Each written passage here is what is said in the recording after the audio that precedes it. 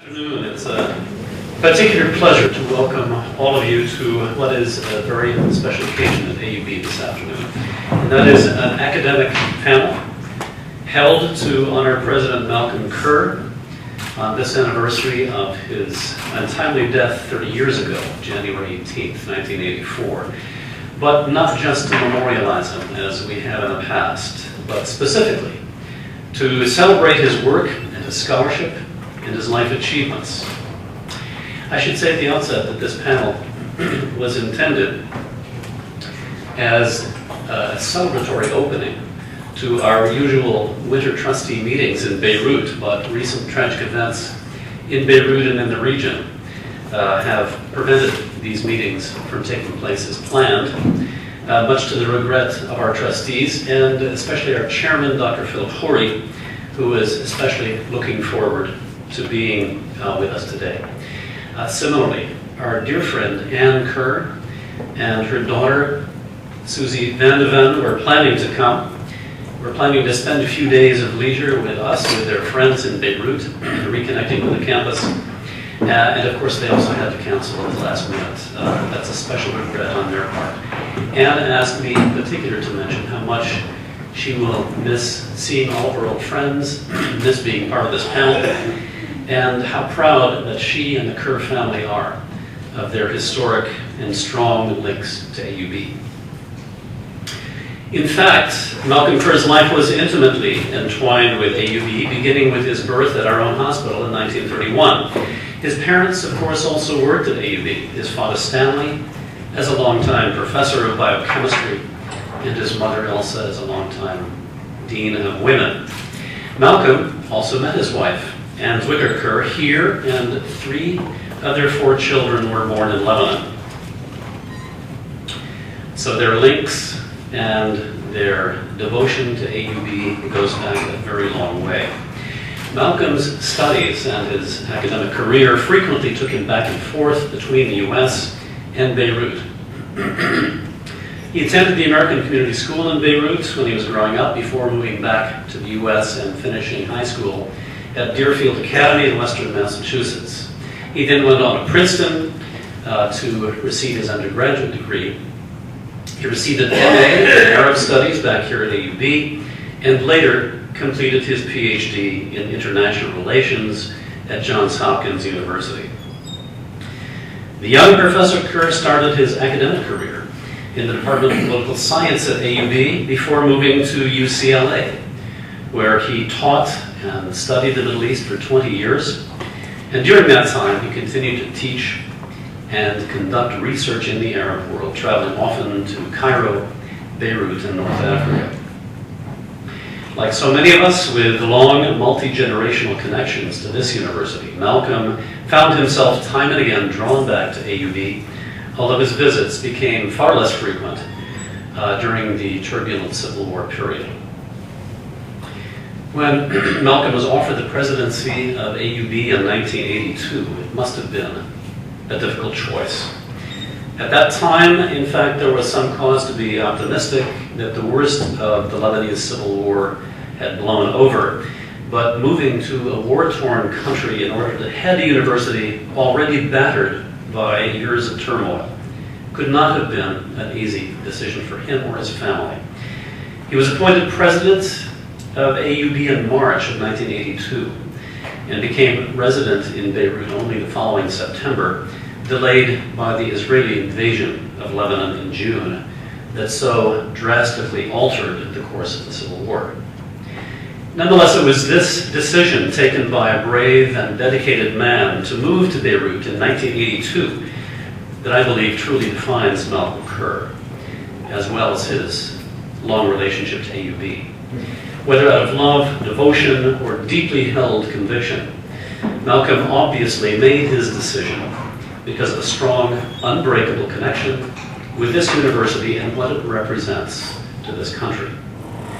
Today we see him as an exemplar of unselfish service, a strong link in the chain that fortifies AUB, leading back to our founders and continuing through our university community today. It was both an unbearable tragedy for his family and friends, and a grievous loss to the university that he was only able to serve as president for less than 2 years before he was killed by gunmen in College Hall. Remarking on his tragic death, the late historian Kamal Salibi said that Malcolm Kerr, quote, had a vision for AUB to be a great institution at a time when it was very difficult for anyone to have such a vision. Indeed, Malcolm believed in AUB when the university community, both in Lebanon and the world, needed it the most. The civil war in Lebanon claimed so many innocent lives and has scarred more than one generation. It was a travesty from which this country and its amazingly resilient population are still healing. AUB itself was also put to the test during that dark period, and it is only due to the fortitude and courage of our faculty, staff, and students that AUB was able to persevere in order to thrive again. Malcolm's widow, Ann Kerr, herself later served AUB with distinction as a member of our Board of Trustees and is now a trustee emerita. Allow me to share with you her poignant words made 10 years ago on the 20th anniversary of Malcolm's death. While this anniversary is a very sad time for our family, it is also a reminder of the enduring values of AUB that continue beyond the life of any one person. Malcolm's parents, who taught at AUB for almost 40 years, were part of a long line of people from the Middle East and the West who contributed to the ongoing process of building an institution that strives for the highest goals of open-mindedness, tolerance, honesty, and the gathering of knowledge to keep the process of civilization moving forward. It is by remembering these ideals, which are both individual and institutional, that I have been able to withstand the loss of my husband. I will leave the discussion of Malcolm Kerr's impressive academic legacy to those who know it better than I do. But let me close my remarks by thanking all of our speakers, especially those coming from abroad, for making the effort to be with us today to commemorate and recognize the life work of President Kerr. Let me quickly introduce them to you. From closest to me, Dr. Michael Hudson from Georgetown, Dr. Eugene Rogan from Oxford University, Arwan Samir Saidi, who will be moderating the session, and Dr. Elizabeth Thomas from the University of Virginia. And I also want to express my deep thanks to our provost, Ahmed Dalal, who in every respect has been the guiding force behind the organization of this panel, who assembled our distinguished speakers, and who really has brought the panel to fruition. So it is my great pleasure now to turn the panel over to our speakers and our moderator, Dr. Samir Saidi of AUB's own Department of History and Archaeology. Samir, please.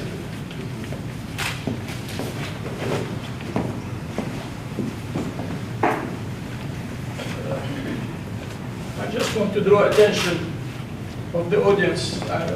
Can you hear what I'm saying?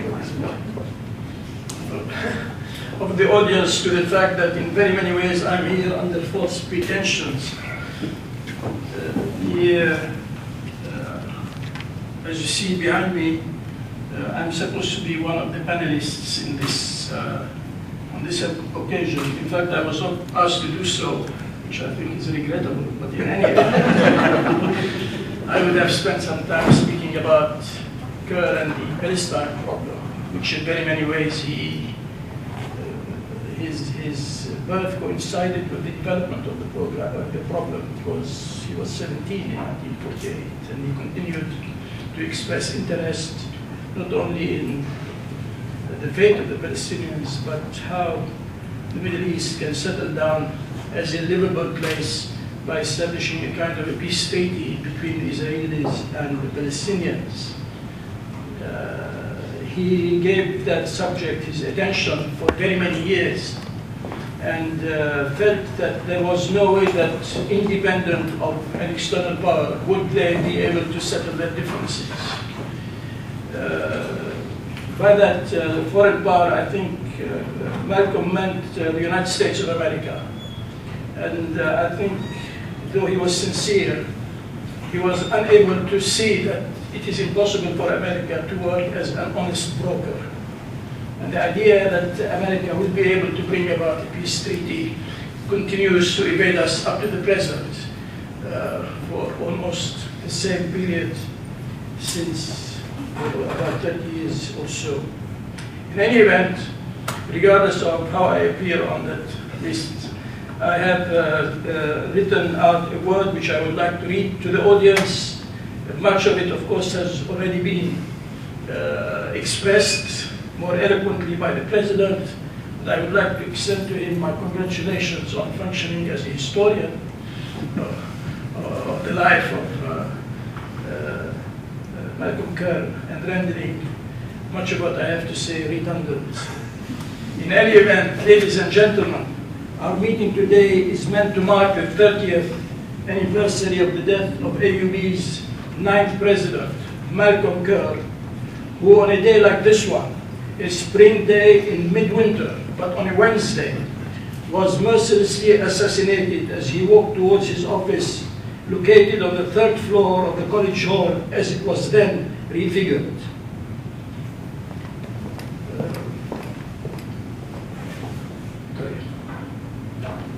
As all of you, I expect, know, Malcolm was born in Beirut in AUB's medical center, was raised in the same city, and ultimately sacrificed his life to it and to the university which it has housed for about 150 years. On January 18, 1984, Malcolm's life was cut short at 52, but by then, as his daughter inscribed on the memorial stone dedicated to him under a campus banyan tree, which as a youngster he frequently climbed, Malcolm had lived his life abundantly as a husband and a father, as educator, mentor, scholar, and as a university administrator. First at UCLA and then also, but alas too briefly, at the AUB. His splendid legacy is, in all these varied fields, is documented and is universally acknowledged, both by his contemporaries and the many who outlived him. I do not intend, nor I imagine would Malcolm want, a repeat of the many eulogies that followed his passing away, lamenting the brutal abbreviation of his life or extolling his extraordinary achievements. To me, as a collectivity, these sentiments represent a tribute, and they reflect the deep sense of loss and sorrow that prevailed among the many people who knew him personally and professionally, and moreover, represent a lasting reaffirmation of the principles and values for which he lived and died. 30 years have passed since Malcolm's death, but in many ways he lives on, through, as we say in Arabic, the family that he and his wife gave birth to, through the endurance of the university he helped resuscitate and preside over, and through the fruit of his mental labor, his commanding intellectual legacy represented by the multitude of books, monographs, articles, and speeches that he produced on the Middle East, its turbulent present, and its inauspicious future. Actually, what brings all our panelists together is the fact that their ongoing academic scholarship, directly or by implication, relates to, is informed by, extends, re-examines, or even contradicts some of the premises or conclusions on which much of the work of Malcolm rests. But before I introduce the members, who have already been introduced, but before I introduce the members of the panel and yield the floor to them, I would like to confess with pride and not without nostalgia that I was one of Malcolm's first students at the AUB when he began what turned out to be a short spell of teaching between the years 1958 and 1961. At the suggestion of two of his colleagues, who were also my teachers in the Department of History and Archaeology, namely Doctors David Gordon and Joseph Malone, I took an elective course being offered by Malcolm. a recent PhD holder from Johns Hopkins.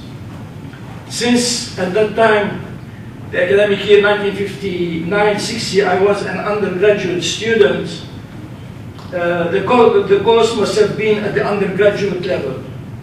Most probably a seminar, since, as I seem to remember, it met weekly in one of the seminar rooms that used to be attached to Jaffe Library. I have forgotten the number of the course.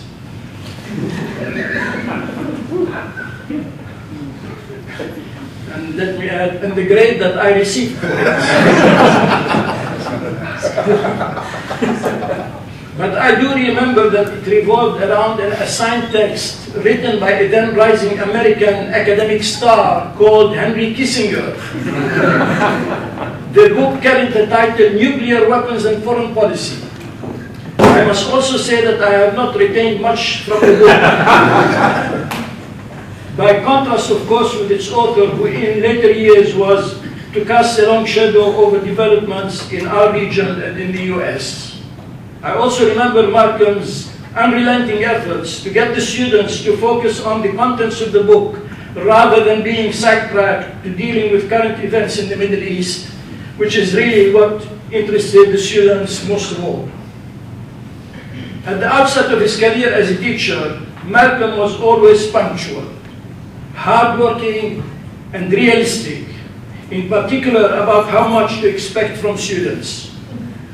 But there was about him a degree of timidity, evasiveness, but always restraint and maintaining a measure, features which I believe became part of his public persona.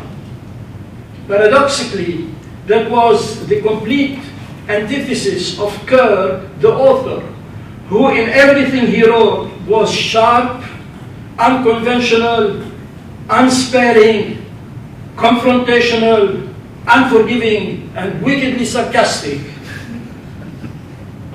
except when it came to his university teachers, towards whom he always was accommodating and deferential.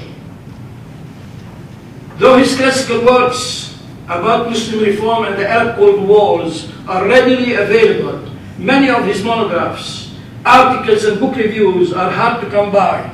This is most unfortunate because it is there that Malcolm is at his best, and infrequently the opposite of that. As when, for instance, he judged that Said's book on Orientalism would misfired, and he added, although it made a splash, was unlikely to win any major races. Perhaps by the time Malcolm's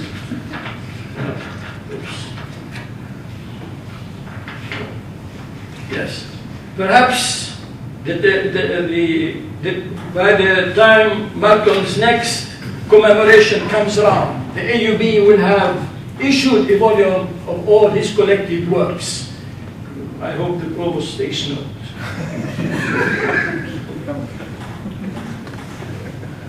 Now I turn to the panelists. We have, after some discussion, decided that the order of procedure will be to begin with Dr. Elizabeth Thompson, followed by Dr. Michael Hudson, and then followed by Dr. Eugene Rogan. Dr. Elizabeth Thompson is Associate Professor in the University of Virginia. Her interests stretch all the way from the politics of late colonialism to modern Egyptian cinema. Her first book, entitled Colonial Citizens, Republican Rights, Parental Privileges, and Gender in French Syria and Lebanon, won 2 National Book Awards. Her most recent work, published by the Harvard Press, carries the title Justice Interrupted, The Struggle for Constitutional Government in the Middle East. In that book, the work of Malcolm Kerr figures, if I'm not mistaken, in her analysis. I yield the floor to you. I noticed that the announcement said that we begin at 3 and left no upper limit.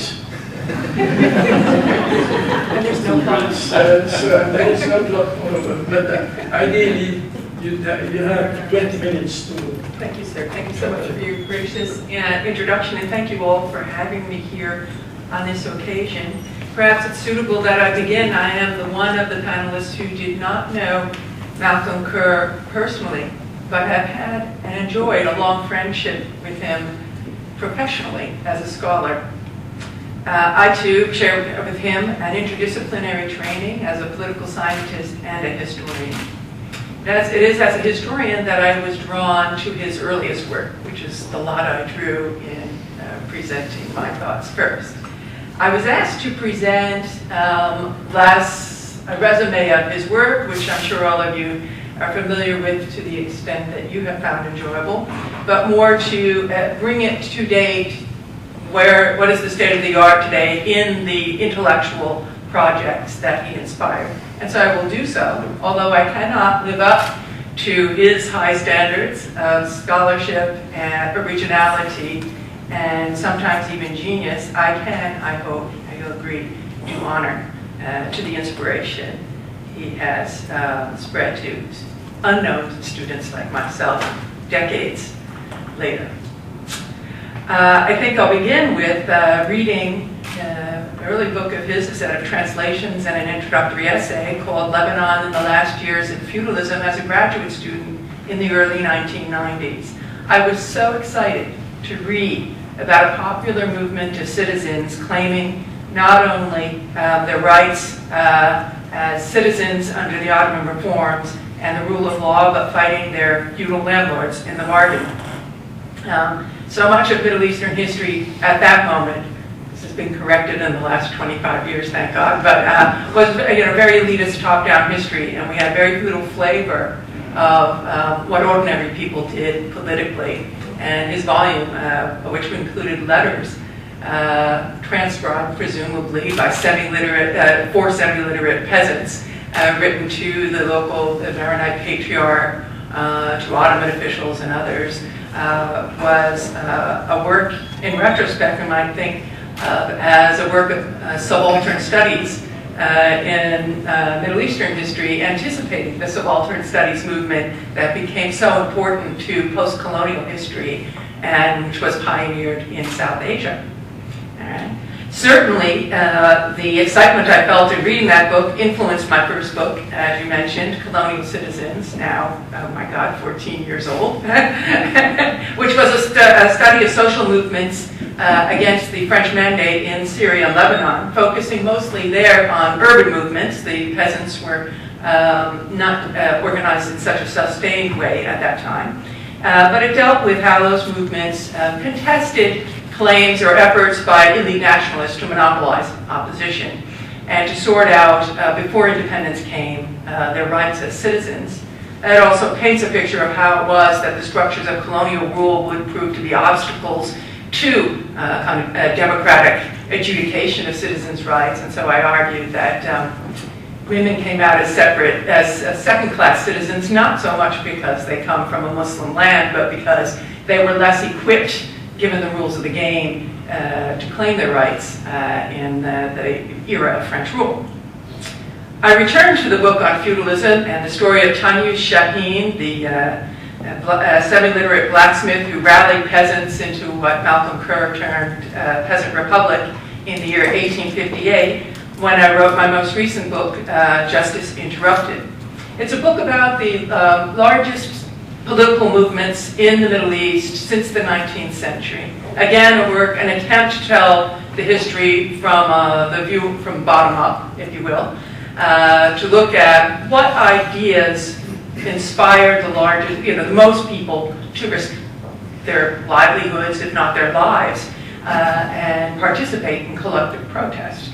As a very cowardly historian, I live in awe of those who have most recently in the Arab world since 2011, gone to the streets and risked all they had for a principle and for an idea and for the future of their countries. I do my little bit by trying to place that effort in historical perspective. Indeed, the book ends with the events of 2011 I argue that those revolts sought constitutional limits on the executive and participation, goals that, alas, had been goals of movements since the 19th century, and a struggle that continues on.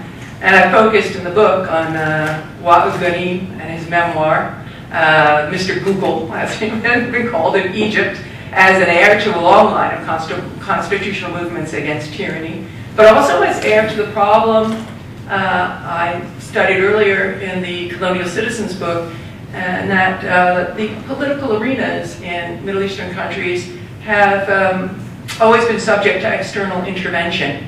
They have not been able to set and play by the rules set by themselves, the political actors, and I've come to see that as an enduring handicap in the efforts to strike the kind of bargains that durable constitutions might become.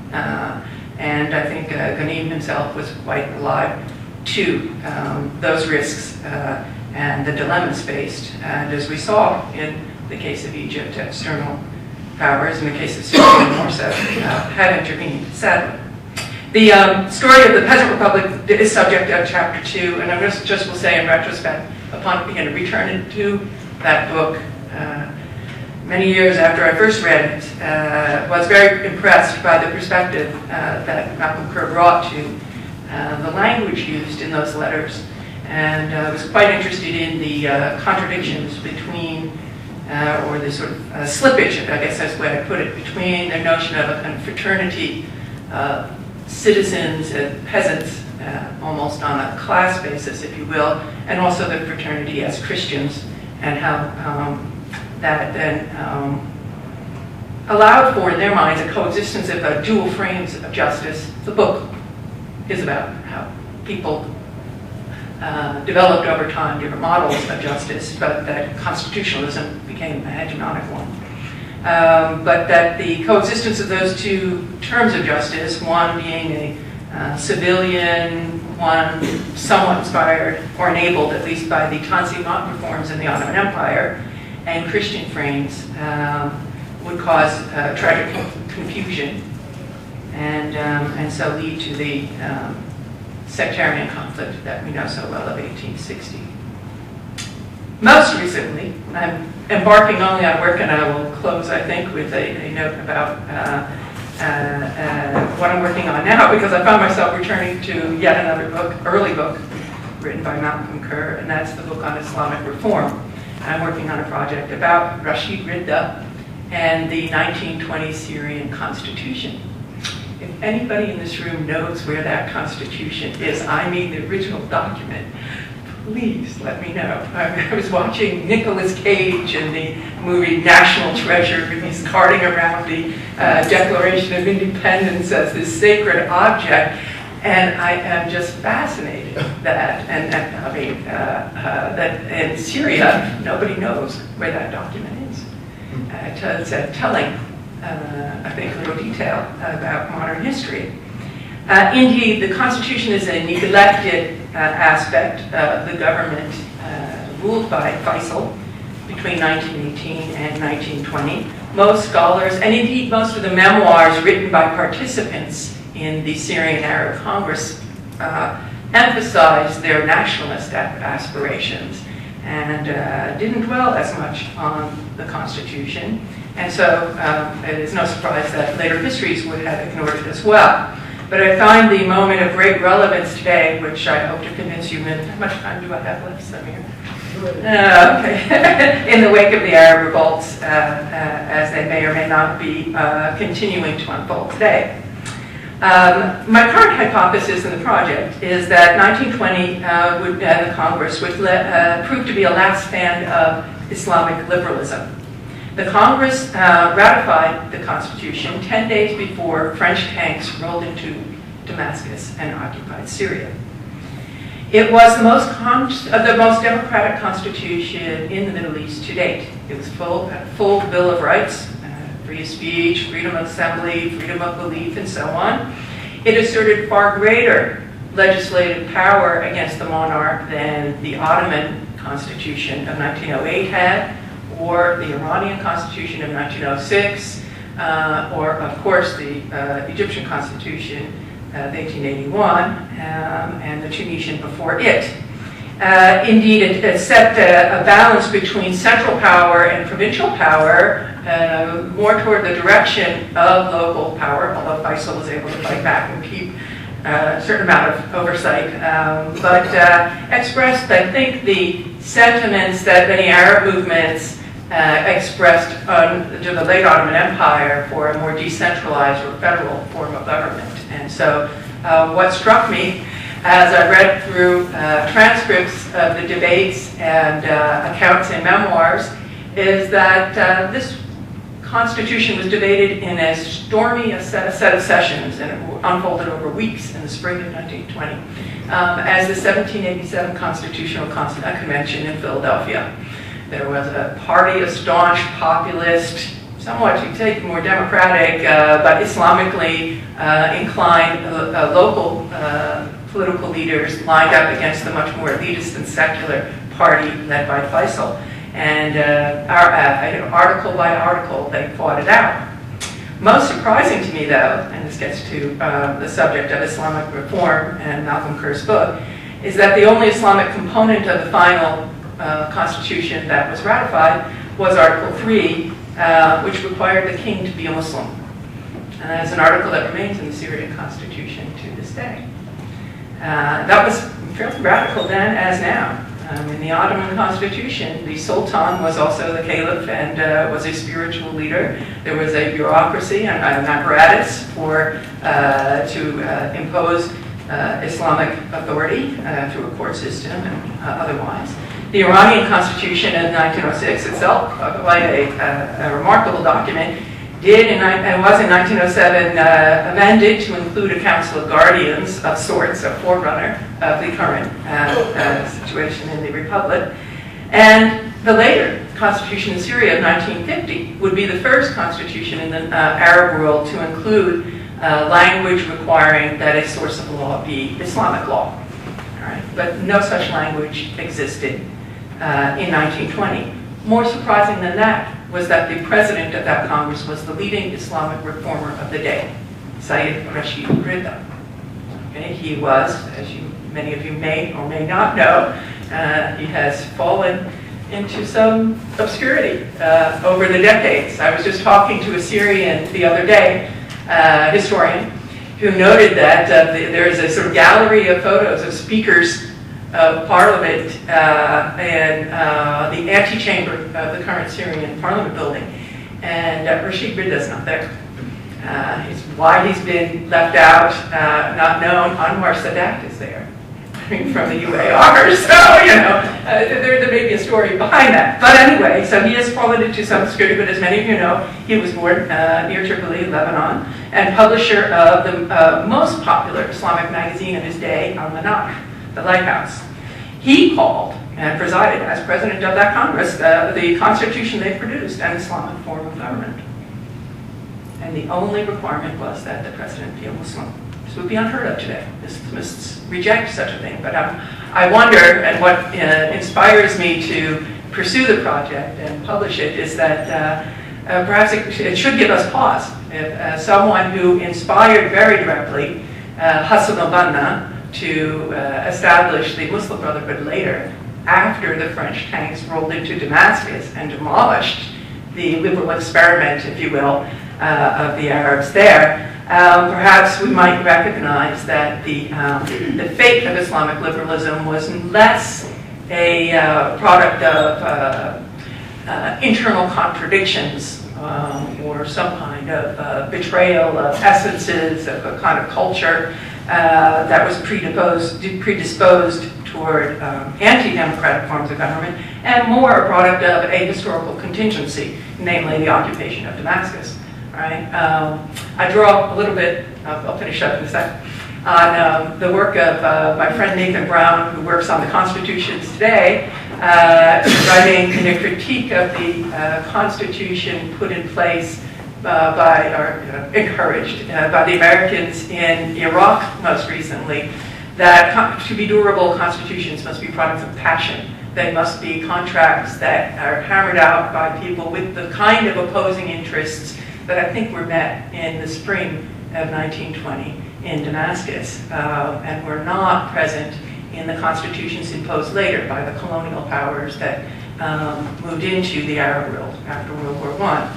And so if I were able to have, and I'll close here, a conversation with my dear old friend Malcolm Kerr, and my sort of virtual relationship with him, I would urge him to rethink a little bit the starting point of his 1958 dissertation, 1966 book, Islamic Reform, because he started his work and study of Ridda's writing on the caliphate and the effort to revive it by noting that he is not so interested right now in Ridda's career as a politician, but rather in his career as an intellectual. But I think if there is a sort of, although he remains an inspiration, he has inspired me and other scholars. I would name Diallo Hamza, University of Montreal, and others. Your own provost, Ahmed Dalal, and his writing on Ridda, to perhaps think about the changes in his ideas as less a fateful inconsistency in ideas and more a reflection of a very pragmatic response to circumstances, right? And that the turn toward the caliphate was a turn made in bitterness and in disgust with having been run out of Damascus, not so much a fulfillment of an enduring and impractical idealism, as Malcolm Kerr suggests in the book. Now, far be it from me, I'm no scholar of Islamic law. I study social movements, but I think reading him and hearing Samir Said describe him, he would be open to a conversation with someone who focuses on social and political movements and the realities of political life, and might have found our conversation an enriching one. Thank you.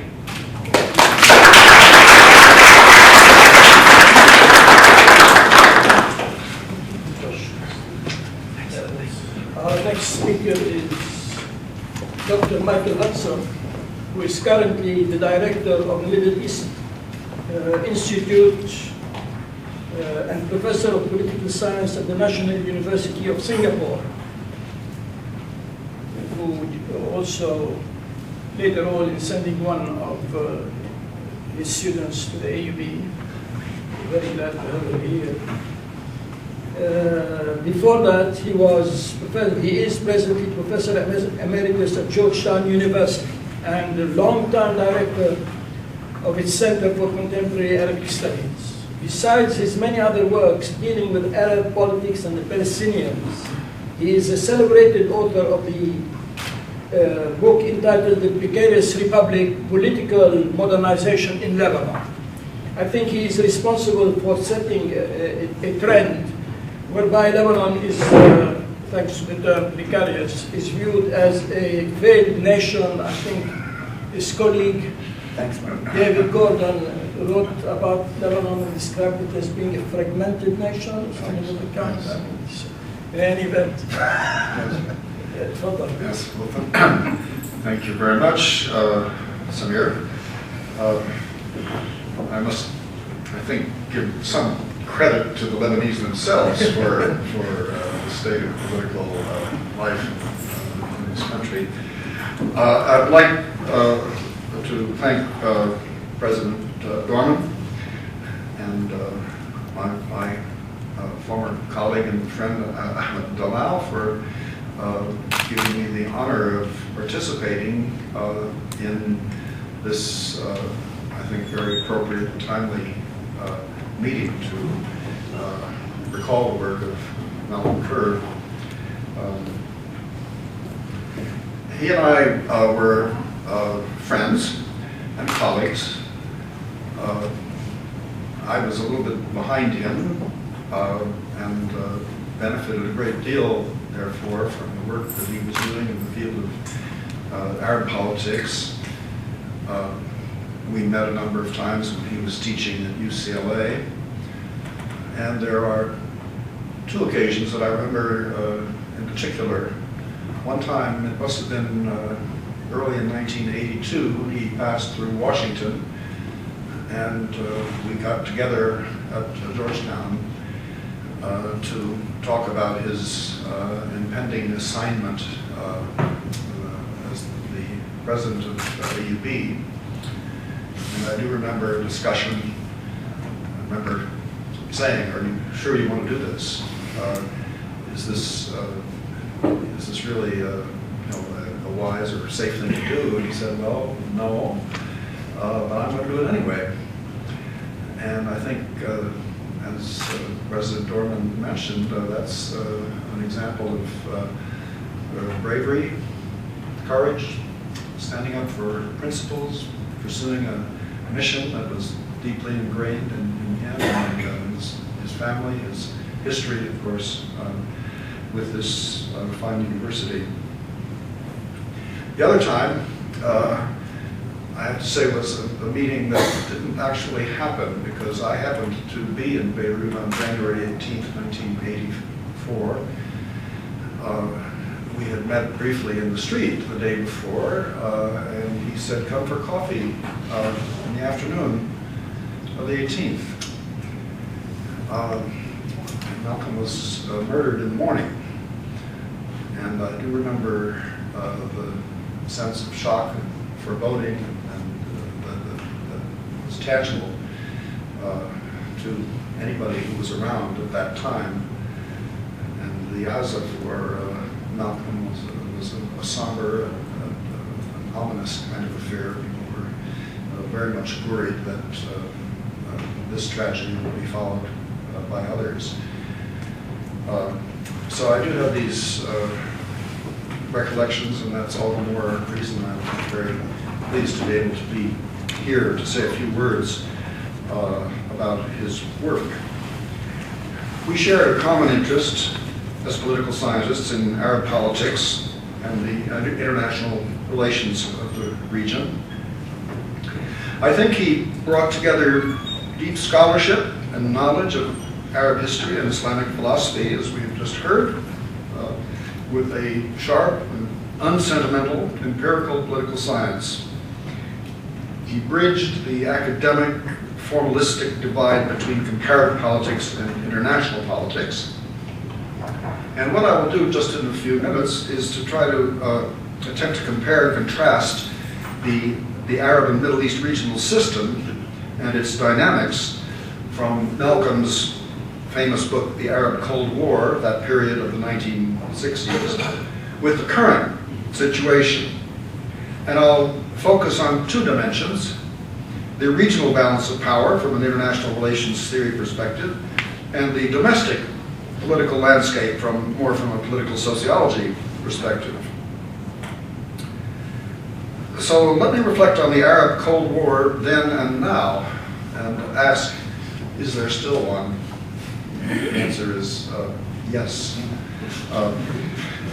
His Arab Cold War became a classic, infusing his somewhat detached, even cynical approach with a careful empirical examination of the minutes of the Ba'ath Party meetings with Nasser to dissect the rhetoric of Arab unity against the supervening political calculations of ambitious and suspicious politicians. And that led to his famous observation that the thing that disunites the Arabs most is the idea of Arab unity. And as he put it in an essay from 1982, later on, he said, "No other region of the globe presents the same baffling spectacle as the Arab world, with its perennial combination of an obsession with the ideal of unity and the practice of rivalry and mistrust." What would he think of the Arab world today? I suspect he would feel vindicated, yet profoundly disappointed. The dark side of Arab and Islamic politics has never been clearer.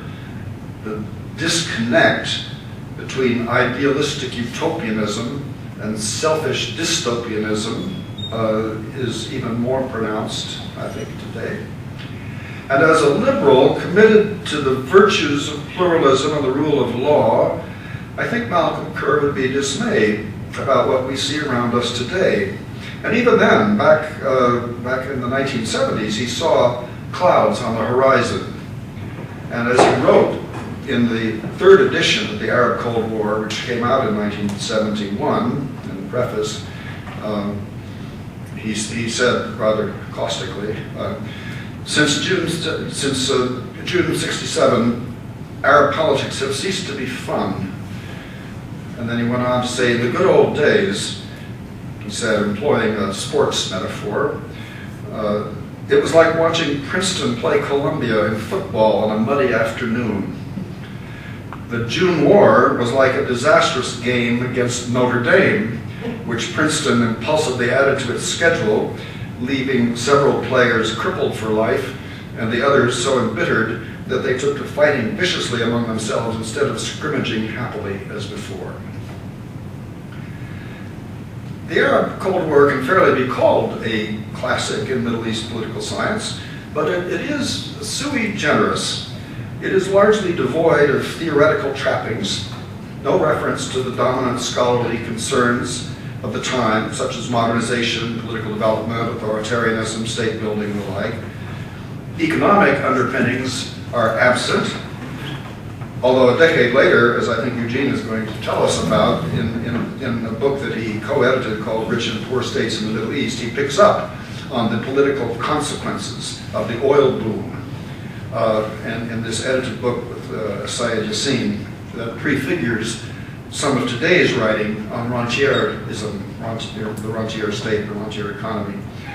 And as Kerr himself states, his aim is to tell a story and to emphasize the role of personalities in politics.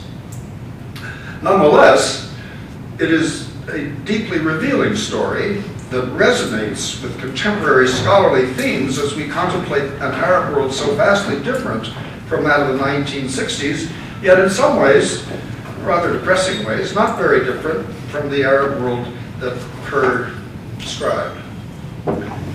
So let me talk a little bit in terms of regional politics and then in terms of domestic politics about the changes and the similarities. In terms of regional politics, from an international relations standpoint, there has been a change in the balance of power and the emergence of powerful non-state actors.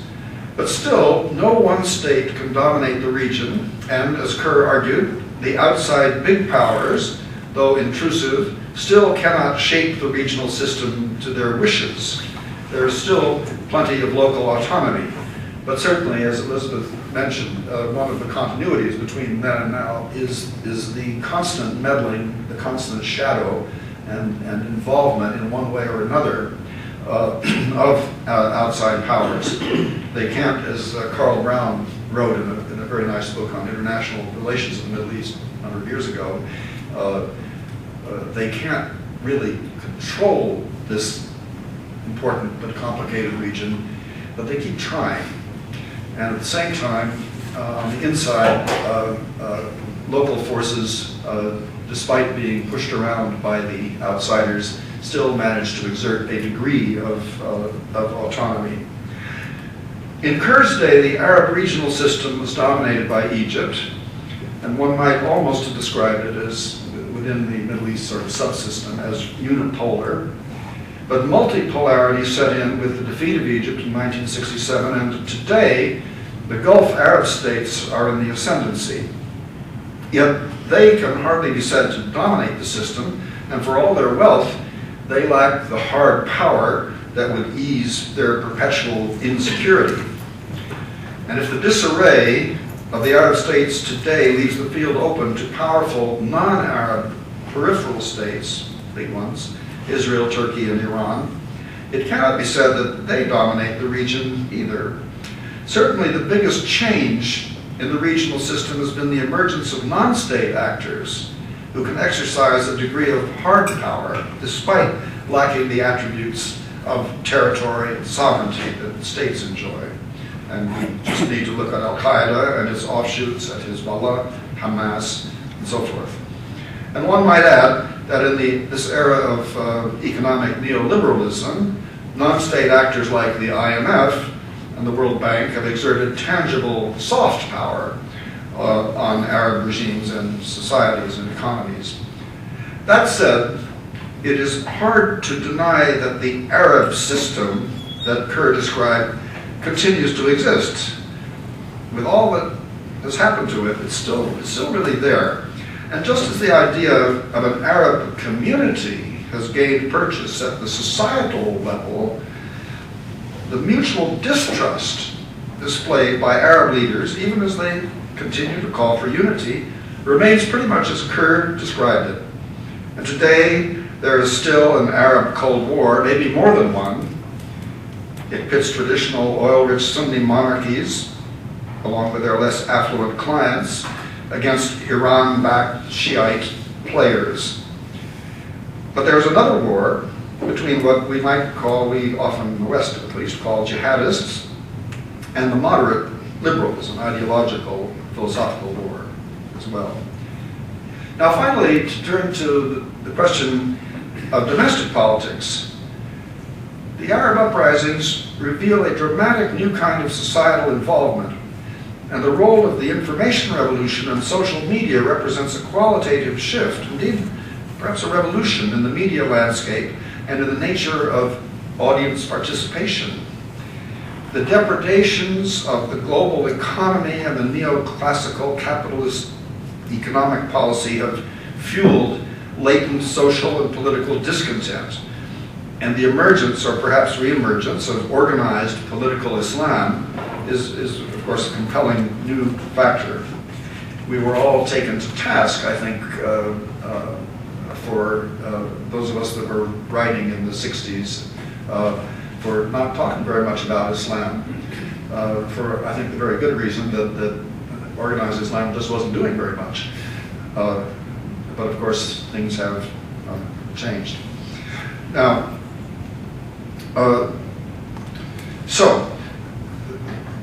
yet when we look at the players and who's got the power, we see a situation not so different from the players of the 1960s. To be sure, the names are mostly different, but the politics is still dominated by personalities. In Kerr's day, of course, Nasser stood head and shoulders above his rivals, fellow rulers with whom he competed for hegemony, and clients like the hapless Baathist chieftains of Syria and Iraq. It's quite amusing, parts of this book that are really quite funny, those of you who haven't had a chance to read it. Leaders, be they incumbents or oppositionists, with charismatic and traditional legitimacy of a sort, still dominate the scene, while the newly energized civil societies still struggle to implant the Weberian model or type of rational legal legitimacy. That's still going on. Finally, and unfortunately, the lack of trust that Kerr so mordantly described is very much with us today, both at the level of leaders and societal actors. One might say that there is yet another Arab Cold War today that pits authoritarian regimes against their own people. Surely that's what the uprisings are fundamentally about. So in conclusion, I think that Malcolm Kerr was prescient in lamenting that, what he called, somewhat sarcastically, the good old days of Arab politics, dominated by a few leaders and narrow elites, scrimmaging in games with not very high stakes, were indeed on their way out. Condoleezza Rice was off the mark when she thought she was observing, quote, the birth pangs of a new Middle East. Perhaps the metaphor is not entirely inappropriate. And Kerr's dissection of the old order gives us a perspective, I think, on the new one in which hitherto inert social forces, energized by new media, austere economic conditions, and inadequate political leadership, are searching to implant new legitimacy formulas, but so far, I regret to say, without success. Thanks.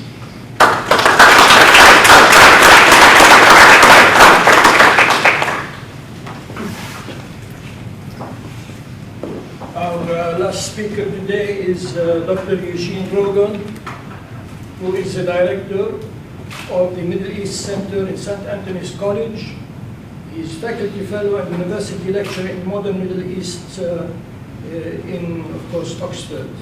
His first book, Frontiers of the States, dealing mainly with Jordan in the late Ottoman Empire, was awarded 2 prestigious prizes. Recently, he has authored a book entitled The Arabs, a History, and will today speak to us about Malcolm Kerr's influence on the work ethic. Thank you so much, Sarah. It's a great pleasure to be back in the AUB. Thank you for this invitation. The only time I met Malcolm Kerr, he was already president of the AUB. And the event was doubly exciting. I was a graduate student at Harvard at the time, it was 1983, and he came to give a seminar at the Center for Middle Eastern Studies. And he was one of the authors whose every work I had read by the time he came to speak. And so I was anticipating his coming with that sense of excitement you have of one of your favorite scholars coming. And it was doubly exciting because his daughter Susie was 1 year ahead of me in the master's program and was also there. And there was a sense of welcoming her father, president of the AUB. There was, of course, a strong connection between American Middle Eastern Studies and the AUB. A number of my classmates had also ties to Lebanon. So it was, in that sense, very much a kind of family reunion. And of course, within the year, he was murdered. And Susie, who had stayed on to do her doctorate in education, was in Cambridge at the time. And I know how, for those of you who were in Beirut at the time, how it must have felt, because just going through the experience of grief with Susie at the time was horrible. And the sense of hope that his taking on the presidency of AUB and taking it to Beirut being somehow shattered was also a shattering of the hope that came with many other developments in that period. But anyway, so I look back thinking it can't only have been 30 years. Can it already have been 30 years? And remember Malcolm Kerr's brilliance and warmth with a sense of longing that I so wish that I'd gotten to know him better, gotten to know him more.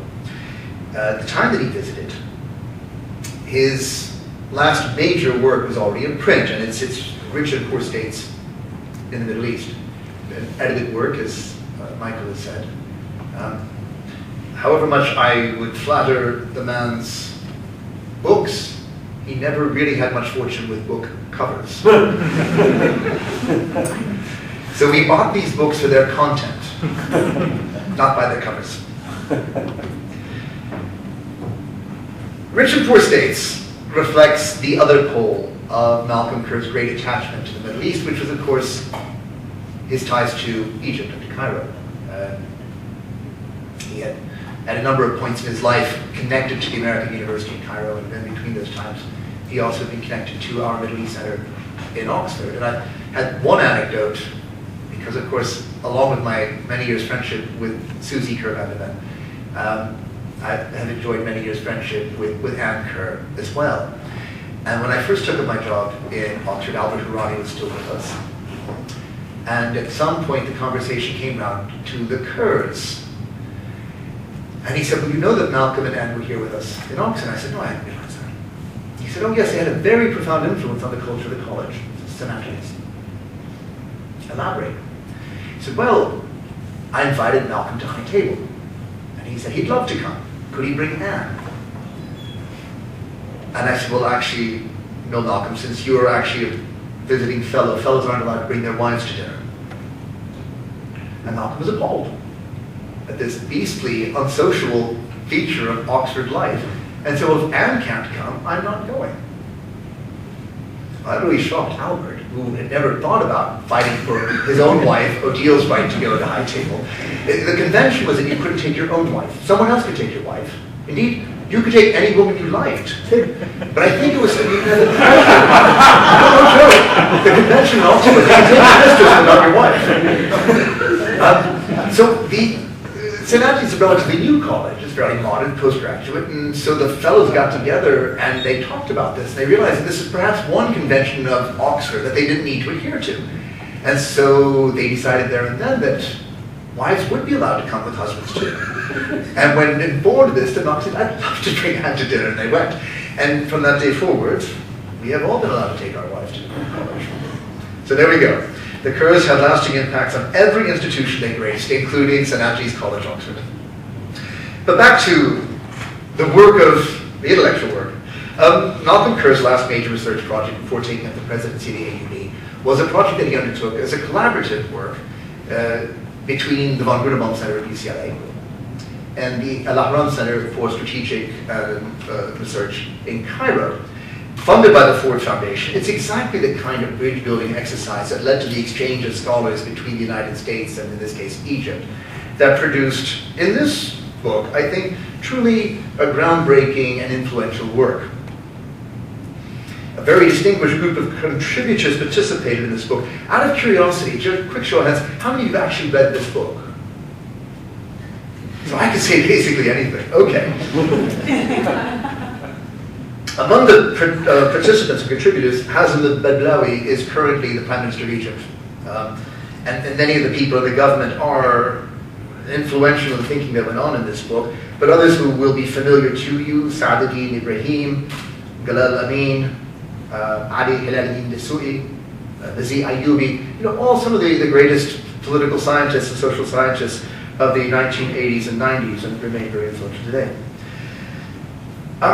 It is a book in a sense that continues on with many of the same themes that Michael Hudson has already identified, drove his earlier research in the Arab Cold War, this long-standing interest in collective Arab action and in Arab unity. The study of political unity in the Arab Cold War takes on a new focus on regional economic integration after the oil boom in the 1970s in rich and poor states in the Middle East. And it's particularly interesting because at the moment of when she was working with these Egyptian scholars, they really weren't welcome anywhere in the Middle East. I think probably UCLA was the closest place they could find where they would be welcomed. Think about the constraints of the late 1970s. Egypt was in total isolation in the aftermath of signing a separate peace with Israel in 1979. The Arab League had moved its headquarters and it had expelled Egypt from its ranks. And the region itself was actually quite divided and in turmoil, and the terms of the Cold War had been greatly changed by landmark events of 1979-1980.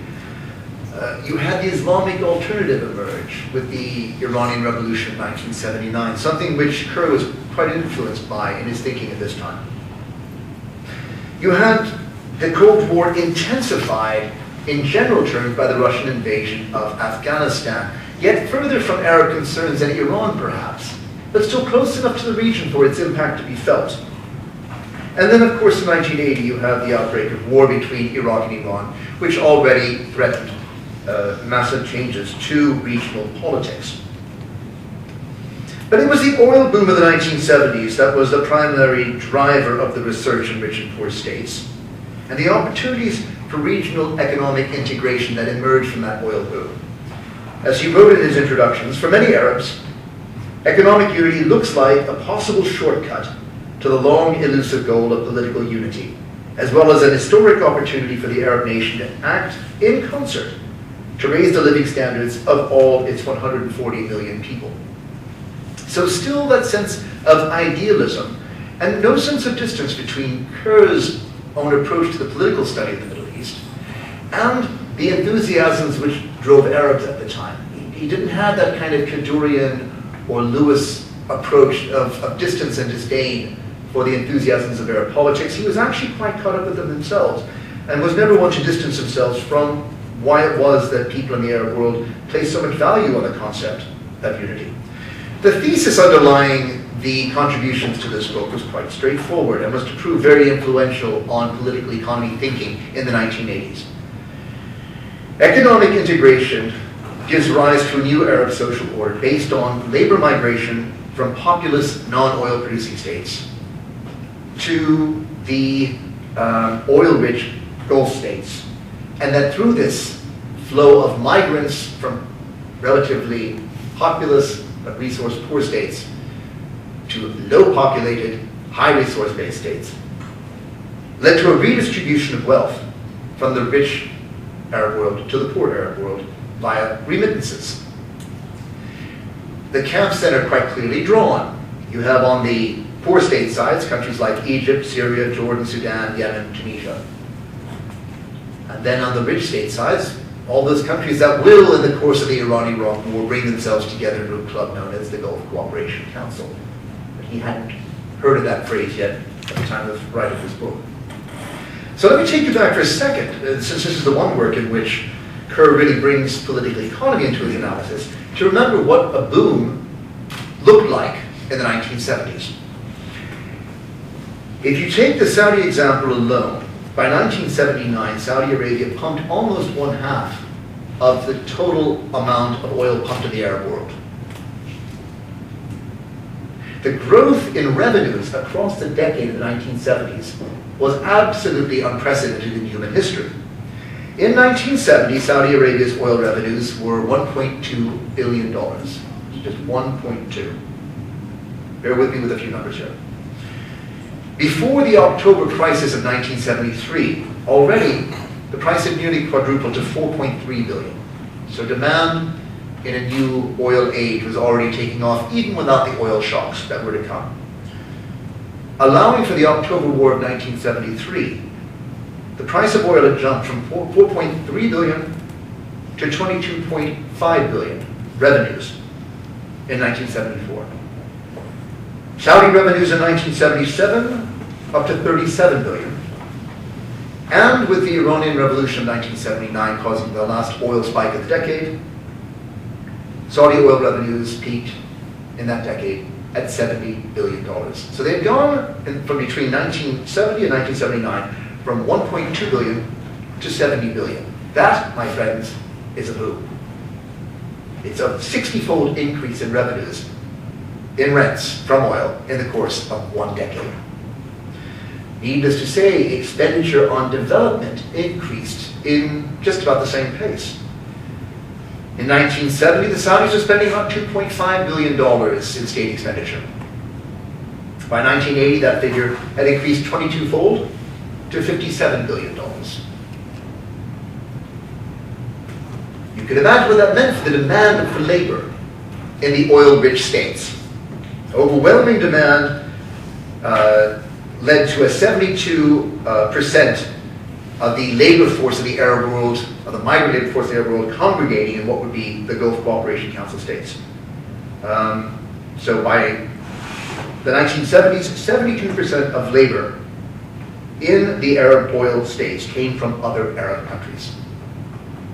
So if we're looking for the parameters for a new Arab order and a degree of economic integration, the boom of oil prices and the high expenditure in the Gulf region, just taking the one example of Saudi Arabia, tells you everything you need to know about the flow of labor into oil-rich countries. This exchange of manpower and capital in magnitudes unprecedented in previous centuries also proved very influential in Arab societies, as Kerr noted, prompting, and I quote, flows of ideas, attitudes, new consumption patterns. This is when the refrigerator begins to make its way into the Egyptian countryside. Attempts at intergovernmental political influences, so all these positives, as well as, he noted, the flows of fears, potential military threats, upheavals, and socio-political destabilization. So, though caught up in the enthusiasm of Arab politics, Kerr was never blind to the dangers that were the downsides of these opportunities. It was clearly a mixed good, the new Arab social order. The durability of this new order was demonstrated by economic continuities that went on in spite of political shocks at the time. And here, turning to the work of Saadi Ibrahim in this book, he notes how Egyptian labor remained in Libya right through the Egyptian-Libyan War of 1977. You would have thought that a political shock like that might have led to the expulsion of unwanted immigrant labor. Not so. And the way that even after Egypt's peace treaty with Israel in 1979, it never affected the number of Egyptian workers in Saudi Arabia, one of the countries that had ostracized Egypt for the politics towards Israel, was nonetheless maintaining the flow of remittances through the labor market. Okay, this book comes out in 1982. It seemed to set a new paradigm for looking at inter-Arab integration through economic rather than political terms.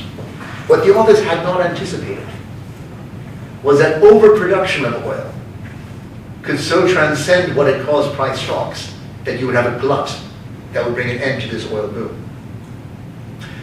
So the price of oil, which had hit unprecedented highs through overproduction, crashed. After the Iranian Revolution of '79 and the Iran-Iraq War spiked oil prices at $35 a barrel by 1981. High prices led to much reduction in demand. This is when Americans began buying cars that consumed less miles per gallon. And uncontrolled OPEC and non-OPEC producers glutted the supply. So by 1986, oil that had traded for $35 a barrel 5 years earlier now fell below $10 a barrel. And at that point, the boom was over. With the glut led to a collapse in revenues, which led to a collapse in spending, which led to a collapse in demand for labor. And then the Gulf Cooperation Council governments were forced to cut spending, sending many of their Arab guest workers home. So within 5 years of publication, political scientists were dismissing the new Arab social order as a moment in history that spanned roughly 73 to 85, rather than a new paradigm for seeing Arab politics or political economy. And we're already beginning to dismiss the value of the book. The question is, was it just a moment in history, or is there more enduring value to this analysis? Well, Kerr's contribution to this book was the introduction in which he set out the sort of parameters of the argument. And then he wrote a very interesting final chapter, doing something that I don't think any political scientist would dare do today. Scenarios. He did scenarios. He did futurology. He tried to predict where things might go in the coming decade for Egypt.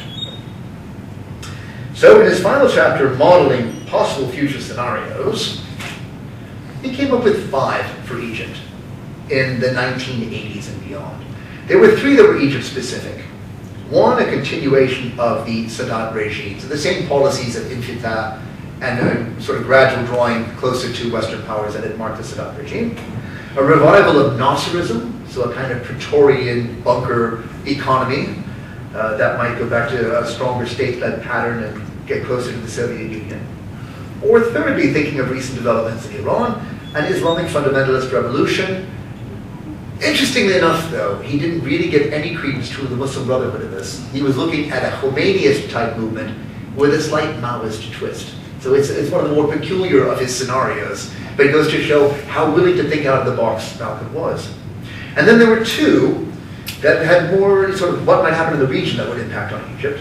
One is if you had an Islamic fundamentalist revolution in Saudi Arabia and the GCC, and of course after the uprising in the eastern province and the siege of Mecca. These were not thoughts that were entirely wild in 1980-82. And lastly, Iraqi domination of a union of fertile crescent states, changing the pressure balance on Egypt. So those are the 5 scenarios he was willing to dwell on.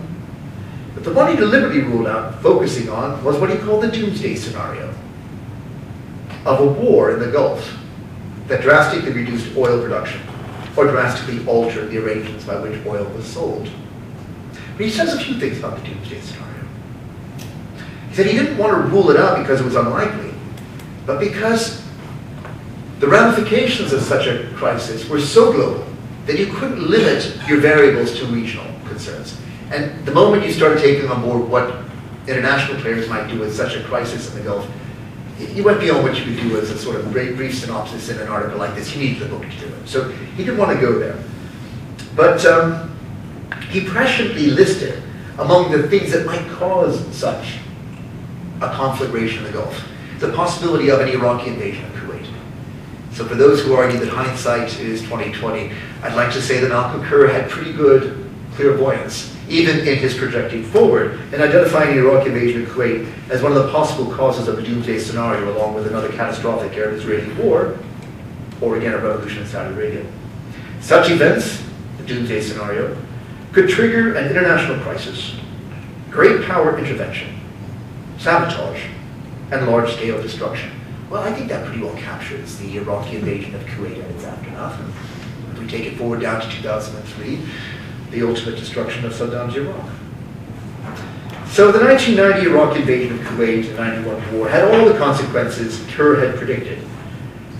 But they did actually play some role in reinvigorating the question of Arab economic integration, ironically enough. There was a renewed spike in the price of oil. Iraq's fall actually led to Egypt's rehabilitation. Egypt was brought in from the cold in the series of Arab League meetings held to address the crisis of Iraq's invasion of Kuwait. Egyptian labor that had been expelled from Iraq was sympathetically absorbed by Gulf states grateful to Egypt for the role its military played in the coalition of the willing to expel Iraq from Kuwait. And oil-poor states like Egypt and Syria sided with the United States and reaped debt forgiveness and new remittances as a result. So in a sense, the doomsday scenario, while bringing on all the terrible consequences Kerr feared, also led to a reinvigoration of the kind of Arab integration that had so preoccupied him and his collaborators in rich and poor states. Conclusion. Labor migration does remain a very important glue binding the regional order of the Middle East today. Looking at the International Organization for Migration report, it notes that migration contributes to the circulation of financial and human capital within the region, and this is in 2010. So the basic premises of the Arab order are still at work here. Remittances sent to Jordan, Egypt, and Lebanon from other Arab countries range between 40 to 190% higher than trade revenues between these and other Arab countries. And you could argue that reflects on just how poor intra-regional trade is in the Arab world, and you would be right. But that remittances from oil-rich countries to places like Egypt, Syria, and Lebanon remain a very important source of income, more important than trade, even in 2010. However, the number of Arab workers in the GCC has continued to drop since the high days of the 1970s, examined by Kerr and Yassin. In 1985, it was down to 56% from the 72 we posted in the 1970s. In 1996, down to 31%. By 2010, it is estimated that Arab labor migration to the Arab Gulf is down to about 25%, about 1/3 what it had been at the height of the new Arab social order. Arab social order of the 21st century, in a sense, was not to be complicated so much by the regional shocks as by something that Kerr and Yassin and their colleagues in 1980-82 had, of course, no chance to anticipate at the height of the global Cold War, and that was, of course, the notion of a global economy. If there's only 25% of Arab labor making its way to the Gulf states, the other 75% are making it elsewhere around a globe that is far more open to the flow of migrants and labor than had been the case in the 1970s. And for this, we see such important Arab communities in Europe, North America, Africa, and Latin America being alternate poles to absorb the talent and the energies of the Arab world. So a new Arab order, perhaps, but certainly not one limited to the Arab world.